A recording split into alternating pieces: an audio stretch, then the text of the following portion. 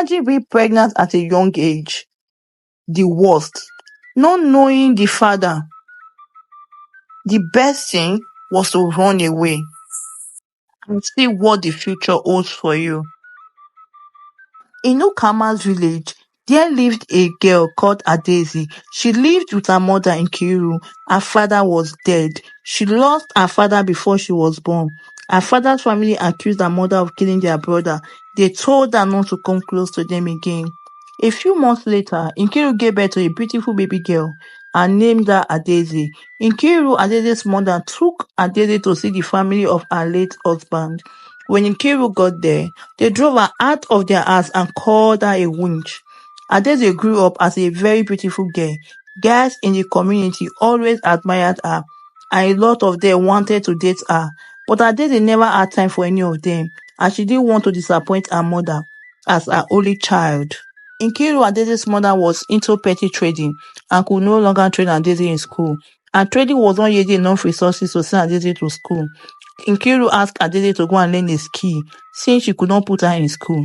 Adaeze wasn't happy about this new development. She had just written her junior secondary school exams a few months ago, and she was already seeing herself in senior secondary school class with her friends and becoming a medical doctor in the future, so she could take very good care of her mother. That wasn't going to happen anymore, and Adaeze started crying. Nkiru pleaded with her daughter, and Adaeze finally went to learn hairdressing just to make her mother happy.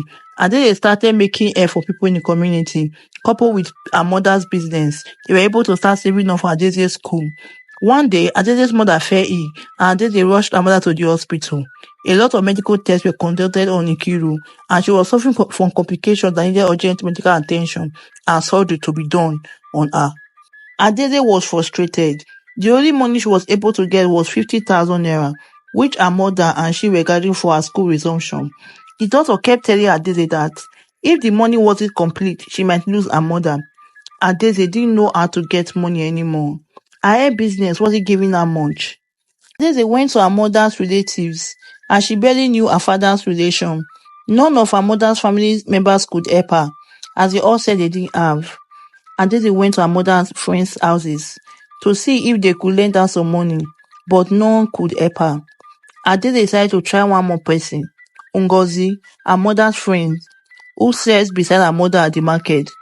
Ngozi was able to give her 20,000 naira, and Adaeze was very happy and thanked Ngozi for the kind gesture, though that wasn't all the money Adaeze needed. As Adaeze was about to leave, Ifeoma, Ngozi's daughter, who had been eavesdropping on Adaeze and her mother's conversation, ran to meet Adaeze on the way and told her she had a way for Adaeze to make the money she was looking for. Adaeze was interested and wanted to know how she could get the money. Ifeoma told Adaeze that she was into pickpocketing business. Ifeoma's business was to go to the market and steal from people's bags. Adaeze was disappointed and left angrily. When Adaeze got to the hospital, she could not stop crying. Her mother was getting weaker and weaker. Adaeze cried throughout the night and could not sleep. The following morning, Adaeze woke up early and went to meet Ifeoma, and she agreed to join Ifeoma in her business. They both went to the market, and Ifeoma instructed Adaeze on how to position herself and steal from people. Adaeze did it on the first day, and she was able to complete her mother's hospital bill. Adaeze ran quickly to the hospital to complete the bills, but Adeze's mother had died. Adaeze started crying, and she didn't know what to do with herself anymore. The only person that matters to her is dead. After Adeze's mother's burial, Adaeze was asked to go with one of her mother's relatives, Achalugo. Adaeze didn't like the idea. She would have preferred to stay alone in her mother's house, but she didn't have any choice but to go. When Adaeze got to Achalugo's house, she wasn't comfortable. Achalugo had a lot of children she was catering for, and Adaeze was the least of her problems. The only thing Achalugo could do for Adaeze was to give her little food at least once or twice a day, if there was enough. Adaeze needed money to take care of herself and also go back to school. Adeze's hair business wasn't bringing in enough money. Adaeze went back to Ifeoma and continued stealing from people. One day, Ifeoma and Adaeze got to the market early, as that day was a market day. The both of them went their separate way to do their routine stealing. This time, something unexpected happened. Adaeze sighted the woman with a handbag and she was about to steal from her when two men caught her and dragged her quietly to the bush and threatened to expose her to the villagers. Adaeze kept begging the men and crying. She didn't want to be exposed. She thought about the penalty of stealing in the village. The village elders made a decree years ago that whoever is caught stealing will be banished from the village forever. Adaeze thought about her auntie, her late mom, the old villagers, and the disgrace she was about to bring upon herself and her late mother. She kept begging and crying. And then, after a while, the men decided to forgive her. But the men insisted on sleeping with her. She was scared and she had never done anything of sort before. But because of shame, she gave in. After the incident, Adaeze stopped stealing.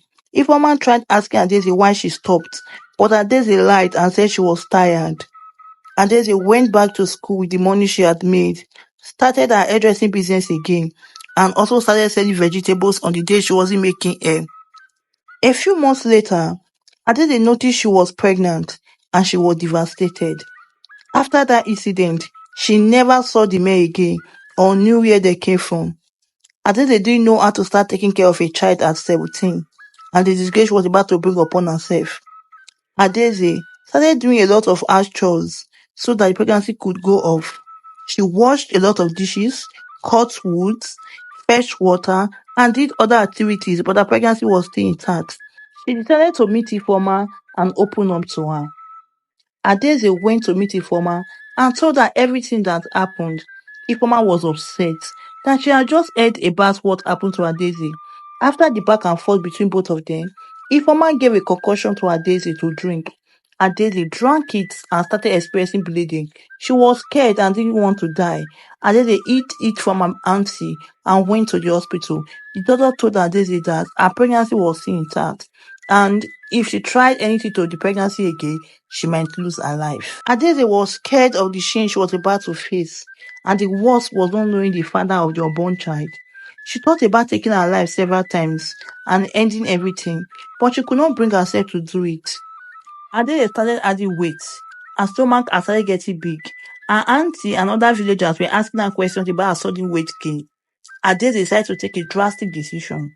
She packed her belongings and the money she had been able to make and ran away to the city at night without telling anybody. In the city, Adaeze went through a lot. She slept anywhere she saw and she didn't know anybody there. She started hawking things on the streets and later rented a room to stay. Adaeze gave birth to triplets, 2 boys and a girl. She could not take care of the children, so she gave them up for adoption. Adaeze begged the caregivers and promised to come back for the children. Before she took the kids to the orphanage, she gave them identical marks. Adaeze was able to get a sales girl job in a supermarket and also work part-time as a hairdresser. Adaeze gathered money and entered the university. Adaeze, standing in front of crowds, sulking and wiping tears from her eyes, said, "That is my story. Today, I'm standing here as a medical doctor and a motivational speaker. I was able to get my kids back from the orphanage, and here I am, fulfilling my childhood dreams. I don't know who the father of my kids is, but I'm happy that I was able to fulfill my dreams and I didn't give up. I am Adaeze, standing here and telling you that whatever happens in life, do not give up. Do not give up. Thank you." Adaeze dropped the mic and walked away, and the crowd kept applauding her and smiling. This is the story of Adaeze, who left home confused and didn't know what the future holds for her. This story simply means that whatever you are going through at this time, there is always light at the end. Don't forget to like, follow, share, and subscribe to this channel.